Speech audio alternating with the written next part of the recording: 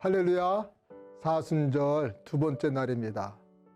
하나님께서 오늘 저와 여러분들에게 주신 말씀은 신명기 8장 3절과 4절에 있는 말씀 안에서 하나님만 의지하게 하는 광야라는 말씀으로 은혜를 나누고자 합니다. 이스라엘 백성들은 40년 광야 생활을 통해 하나님을 의지하는 법을 배웠습니다. 광야는 파종할 수 없는 곳이고요. 광야는 양식이 없으며 물도 없는 척박한 곳이었습니다. 이런 광야의 유일한 목표는 살아남아 무사히 그곳을 통과하는 것입니다. 돌아갈 수 없으니 깊은 곳으로 나아갈 수밖에 없는 상황을 백성들은 탄식하고 있었습니다. 그러나 하나님의 섭리가 있었는데요.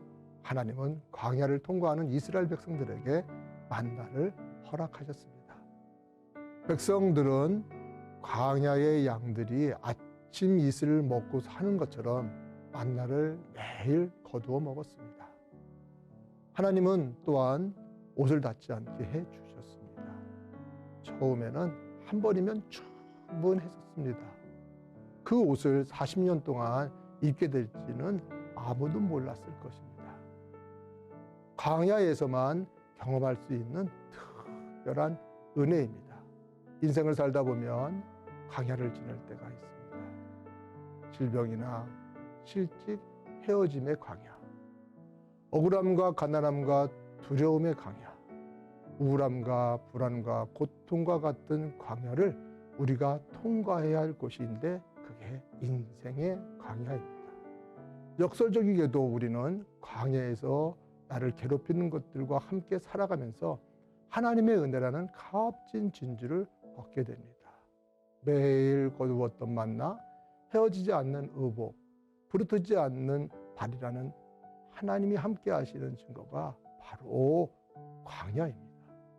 피할 수 없는 광야라면 인정하고 받아들이고 함께 살아가는 지혜를 배워야 합니다.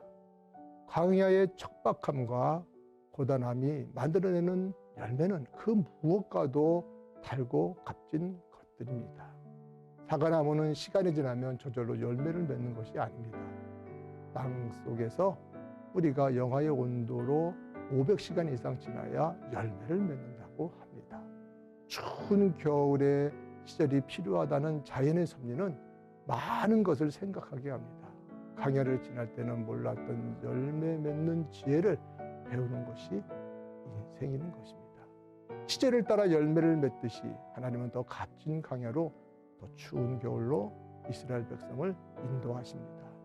또한 그곳에서 이스라엘 백성들을 만나주십니다. 분주한 삶은 고난이 오면 단순해집니다. 둥둥 떠다니는 분주함의 알매기가 가라앉으면 깊은 것들이 드러나듯이 하나님을 뚜렷하게 보게 됩니다. 하나님은 광야를 만나 우리에게 하나님의 나라를 보여주십니다. 홍해를 갈라 이스라엘을 인도하신 것처럼 예수님을 통해 죽음의 바다를 부활로 갈라 천국으로 인도하시는 분이 하나님이십니다. 광야에서의 유일한 소망은 천국입니다. 이것이 우리가 광야를 걸어야 하는 이유입니다. 사랑하는 성도 여러분, 하나님은 광야에서 우리를 기다리십니다. 우리는 하나님을 만나러 광야로 나가야 합니다. 그 광야의 만남을 통해 인생의 분주함이 가라앉고 하나님만 더 바라볼 수 있는 눈이 열려야 합니다. 그 만남으로 여러분들을 초대합니다. 할렐루야, 기도하겠습니다. 주님, 오직 주님을 더 의지하게 하옵소서. 광야에서도 꽃이 피어난 것처럼 가득 피어난 만나의 은혜로 살게 하옵시고 체험하게 하옵소서. 예수님의 이름으로 기도합니다. 아멘.